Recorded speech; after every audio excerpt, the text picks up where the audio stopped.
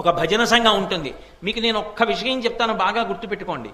ఈ దేశంలో సనాతన ధర్మము ఉత్థాన పతనములకు గురి అయినప్పుడు కూడా నిలబడిపోయిన ఏకైక ఈశ్వర కైంకర్య రూపము భజన ఒక్కటే.